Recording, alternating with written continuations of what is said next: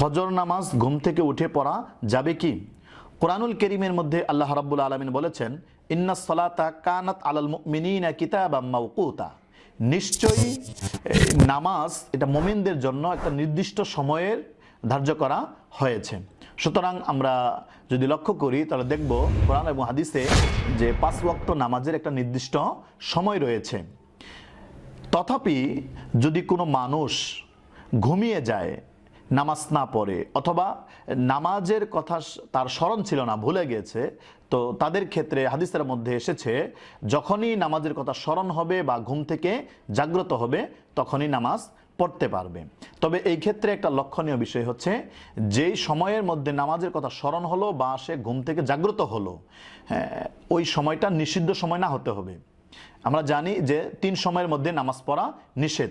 1 number হচ্ছে ঠিক সূর্য ওঠার সময়, 2 নাম্বার সূর্য যখন ঠিক দুপুরে থাকে মধ্য আকাশে ওই সময়, এবং সূর্য ডুবার সময়। এই নিষিদ্ধ সময় এবং মাকরুহ সময়গুলো ব্যতীত যে কোনো সময়ে নামাজ পড়া যাবে। সুতরাং ফজর নামাজের ক্ষেত্রে যদি কোনো মানুষের এমন হয় যে ঘুম থেকে উঠেছে, উঠে দেখে যে সূর্য উপরে উঠে পড়ছে, তাহলে ওই সময় সে উজু করে নামাজ পড়তে পারবে। কিন্তু ঠিক সূর্য উঠতেছে, ওঠার মুহূর্তে যেহেতু নিষিদ্ধ সময়, সেটা ওই সময়ের মধ্যে নামাজ পড়বে না। তবে ইচ্ছাকৃতভাবে কেউ যদি উদাসীনতা বা গাফলতির কারণে এরকমটা করে থাকে, এটার জন্য তার আলাদা পাপ হবে। সুতরাং তার জন্য উচিত হলো যাতে করে আজানের সময়ে, অর্থাৎ নির্দিষ্ট সময়ে ঘুম থেকে উঠে নামাজ পড়তে পারে, এজন্য আগে আগে ঘুমিয়ে যাওয়া এবং যেভাবে ঘুম থেকে জাগ্রত হওয়া যায় এরকম ব্যবস্থা করে তারপরে তাকে শয়ন করা এবং ঘুমানো।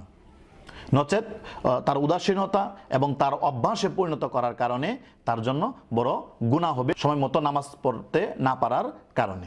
আল্লাহ রাব্বুল আলামিন আমাদের সঠিকটা বোঝার তৌফিক দান করুন। আমিন।